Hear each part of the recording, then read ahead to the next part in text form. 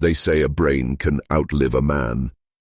At Cornell University, preserved in a jar of formaldehyde, floats the most notorious organ in American history, 1,673 cubic centimeters of brilliance and brutality.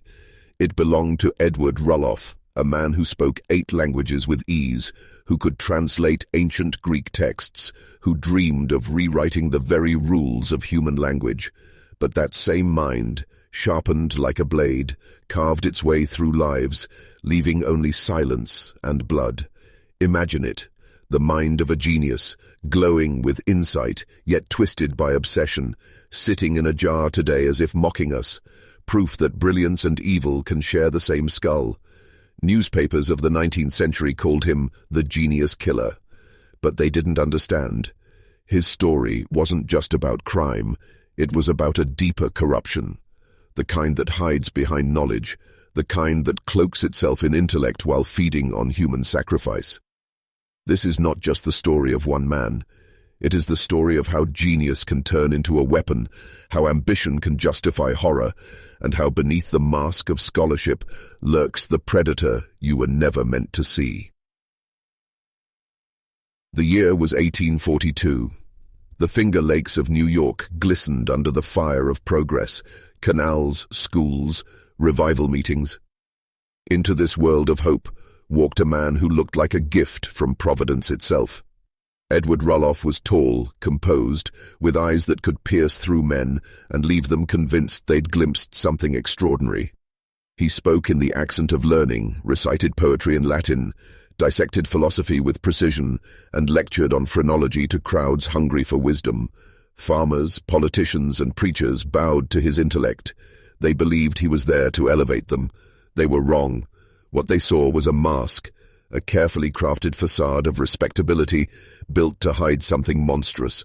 Already, before he crossed the border from Canada into the United States, he had tasted crime, prison, and fire. He had burned and stolen and lied. His transformation into Edward Rulloff was no accident. It was strategy. He was building the perfect camouflage, the learned scholar who could move through any parlor or pulpit unnoticed as a predator among sheep. The people of Dryden thought they had found a teacher. In truth, they had invited the devil dressed in velvet words and cultivated manners. Among his students was 17-year-old Harriet Shutt, daughter of a respected farming family. To the townspeople, she was beauty and grace, intelligence and promise. To Rulloff, she was something else entirely, a prize to possess, a mirror in which his vanity could see itself reflected. His words dazzled her. He spoke of worlds beyond the fields, of European scholars, of ideas that could shatter the chains of ordinary life. For a young woman raised in the quiet rhythms of rural America, he was intoxicating. Their attraction was immediate, magnetic, yet poisonous. For beneath his polished exterior seethed a darkness Harriet could not yet see. Even during their courtship, the mask cracked. Jealousy burned in him like a fever. The smallest glance from another man, the most innocent gesture, could summon rage that chilled those who witnessed it. But love, or what she believed was love, blinded her. In December of 1843, beneath winter snow and candlelight, Harriet became his wife. What should have been joy turned sinister when Rulloff erupted in fury at the minister's harmless kiss upon her cheek, a storm of jealousy so violent, so sudden, that it cast a shadow over the entire ceremony. That night, everyone should have seen the warning. The newlyweds moved to Lansing, a quiet village where Rulloff set up as a physician of herbs and remedies. To neighbors, he was the healer who eased fevers, treated wounds, and spoke with the gravity of a true doctor. His reputation grew. Prominent families sought his counsel. His home became a gathering place for ideas, filled with books and lectures, a temple of intellect. When Harriet gave birth to their daughter Priscilla, for a moment it seemed the storm had calmed. He read to them from his library, cradled the child, painted visions of a future where his genius would be honored in the West. But beneath this fragile peace pulsed a sickness that no medicine could cure. Rulloff's jealousy, once sparks, became wildfire. He saw betrayal in every glance, infidelity in every smile, especially when Harriet's cousin, Dr. Henry Bull, entered their lives. Bull was harmless, kind, a true physician. Yet Rulloff's mind twisted his presence into proof of conspiracy, of secret betrayal. He followed Harriet, interrogated her, accused her of sins she never committed. The man who spoke like a sage in public became a tyrant at home. Behind the scholar's mask, the predator sharpened his claws in silence. Spring of 1845 brought illness to the Shutt family. Harriet's sister-in-law and her newborn child fell gravely sick, and naturally the family turned to Edward, the learned healer, for help. He prepared his herbal mixtures, spoke with the confidence of a man who knew nature's secrets, and administered his remedies with the calm authority of a physician. Within 48 hours, both mother and child were dead. In a century before antibiotics, such deaths were common. But the timing, the cold detachment, the chilling words that followed, "Who will be next?" sowed suspicion that would never die. To the Shutts, the gifted son-in-law no longer seemed like a savior, but like a shadow in their midst. Harriet was grieving, but Edward only grew more controlling. He spoke of leaving for Ohio, of escaping the whispers, of building a new empire where his genius could finally rule. Harriet hesitated. Her family needed her. Her heart resisted abandoning them. And Edward, enraged by resistance, sharpened his paranoia into daggers. Every conversation became interrogation. Every hesitation, betrayal.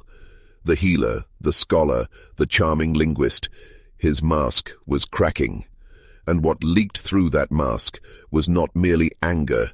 It was the first trace of bloodlust that would consume him. June 22nd, 1845. A thunderstorm rolled across Cayuga Lake, lightning splitting the night sky, while rain lashed the fields. Inside a small house in Lansing, the storm was mirrored by another, one that had been building for months. Edward and Harriet argued again, his voice thick with drink, his words sharpened into accusations of betrayal. She stood in the kitchen, grinding peppercorns with an iron pestle, refusing his demands to abandon her grieving family. And then it happened. In a flash of rage, he tore the pestle from her hands and brought it crashing down upon her skull. The sound, bone-breaking, body-collapsing, rang louder than the thunder outside.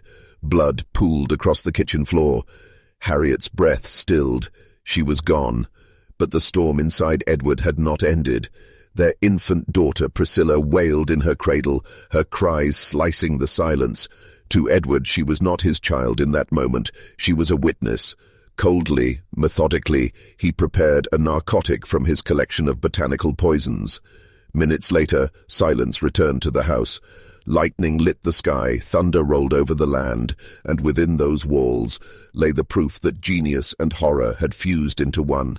The morning after, Lansing awoke to a storm-washed earth. But inside the Rulloff home, there was no light. Edward moved with an eerie calm. He did not grieve. He did not collapse in despair. He acted. The scholar, the man of intellect, now became the cold engineer of concealment. Harriet's body vanished from sight, never to be recovered. Priscilla, the infant whose cries had pierced the night, disappeared as if she had never existed. For neighbors, the explanations came swiftly. Harriet had gone away. The child was ill, perhaps sent to family. Edward's composure was convincing. His intellect became his shield. He stood in public as if nothing had happened, lecturing on languages, discussing politics, offering remedies for ailments, while in private he walked through rooms that still smelled of death. And the world believed him, because genius is its own camouflage. How could such a learned man commit such savagery? That question silenced suspicion more effectively than evidence. Years later, whispers would accuse, but in 1845, silence ruled.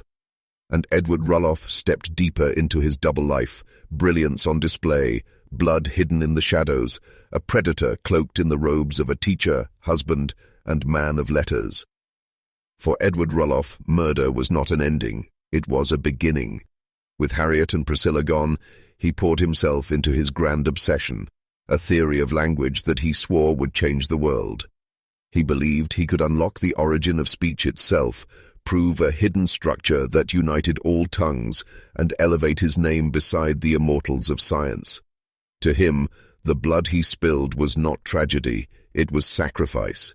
He told himself that genius required freedom, and freedom demanded ruthlessness.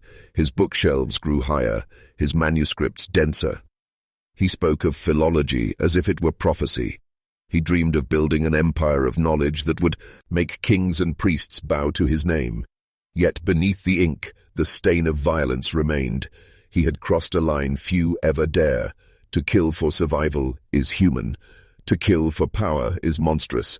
But to kill in service of knowledge, this was the darkest alchemy of all. Each page he wrote was inked not only with thought, but with memory of what he had silenced to write it. And so, his work, his so-called genius, became inseparable from the blood that paid for it. Edward could never stay still.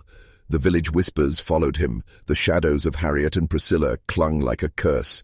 So he moved, town to town, reinventing himself as teacher, doctor, scholar. Each time he carried the same mask of refinement and the same hunger gnawing underneath.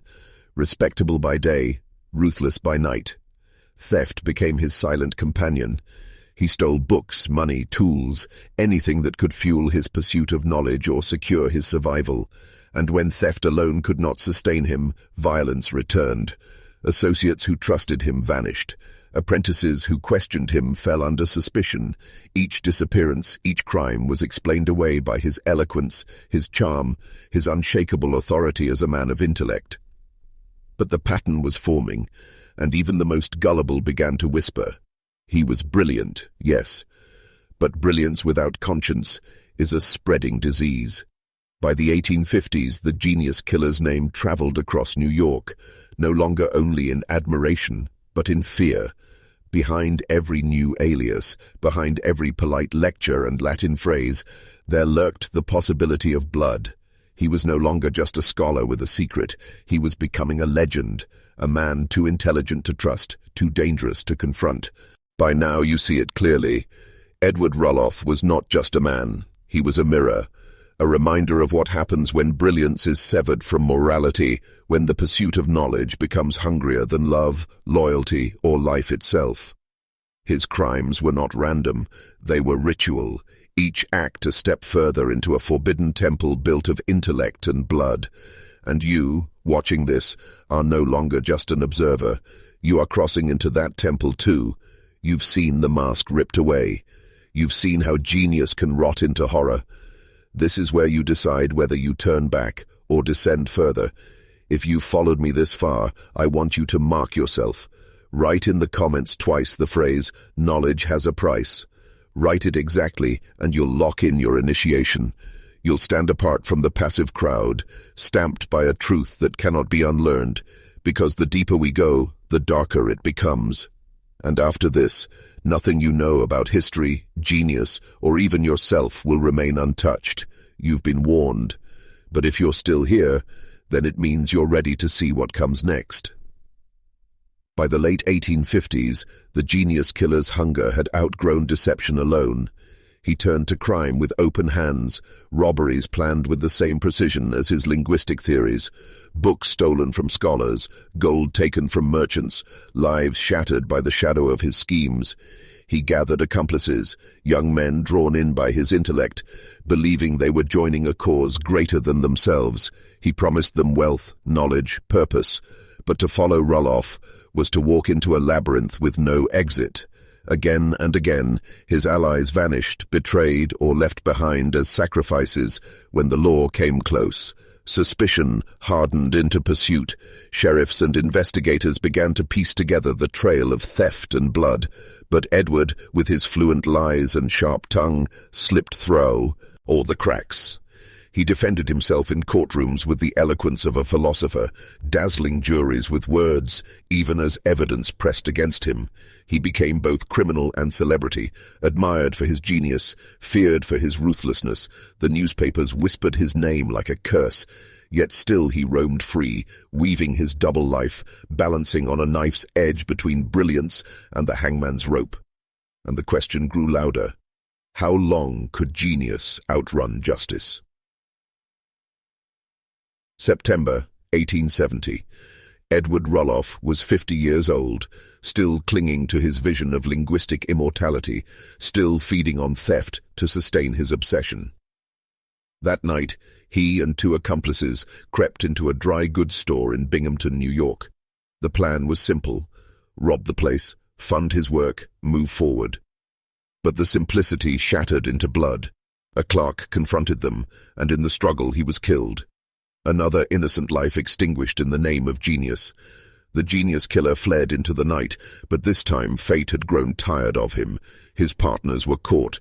Under pressure, they spoke. The law finally had the threads it needed to weave the noose. Edward Rulloff, the scholar, the philologist, the healer, the predator, was cornered. Arrested, tried, and stripped of his mask, he stood exposed before the world.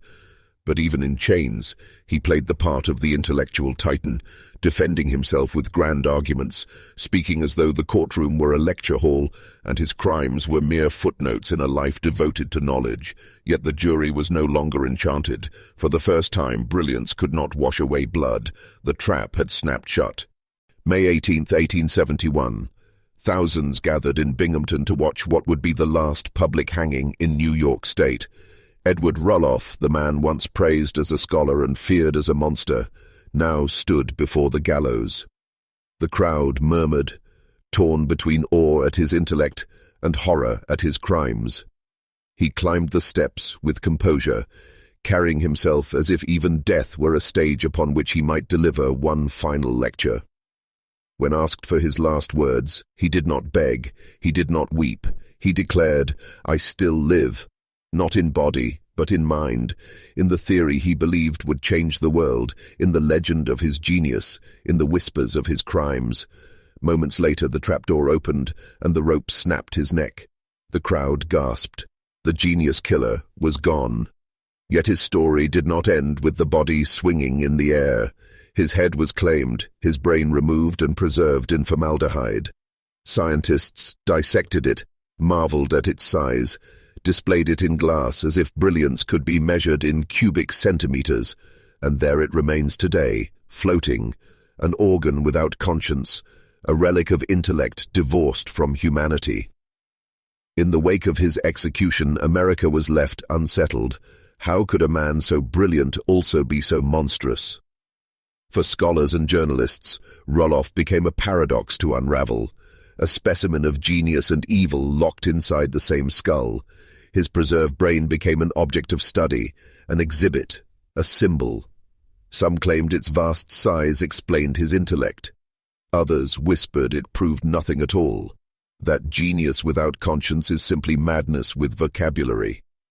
But the fascination endured. His writings, though incomplete, were pored over as if they might reveal some hidden key to language. Admirers insisted his theories, if finished, could have transformed human understanding. Critics said he was nothing but a fraud with blood on his hands.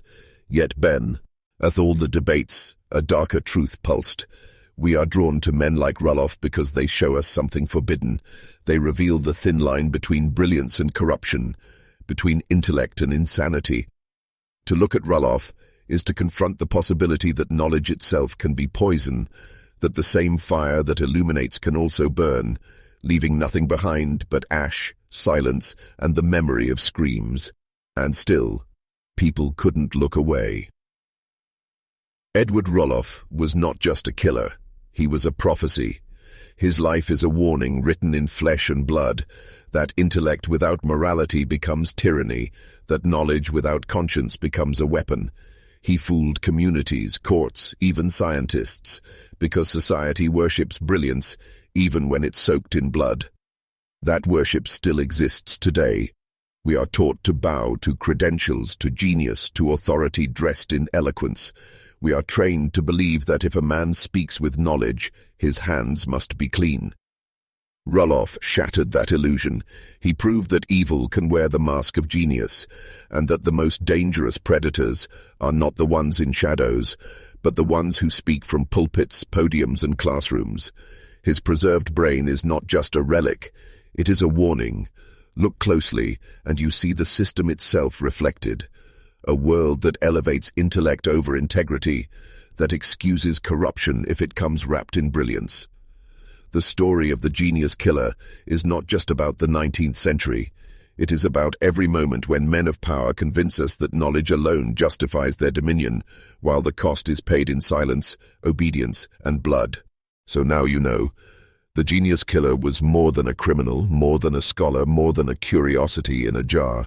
He was proof that knowledge without conscience is the most dangerous weapon humanity can create.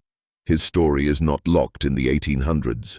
It lives in every system that worships intellect while ignoring morality, in every institution that excuses corruption so long as it is eloquent, in every leader who demands obedience because they appear brilliant. The preserved brain of Edward Rulloff floats in glass, but the real horror is that his legacy floats in us, in the way we confuse intelligence for truth, genius for goodness, authority for justice. You have descended through his story, step by step, revelation by revelation. You have seen how brilliance can become blood, how obsession can silence compassion, how genius can be the mask of evil, and now you carry it. Dangerous knowledge cannot be unseen. Remember this. The most terrifying monsters are not the ones in the shadows, but the ones we invite into our homes, our schools, our thoughts. Edward Rulloff is dead, but the genius killer still lives every time we worship intellect and forget the soul.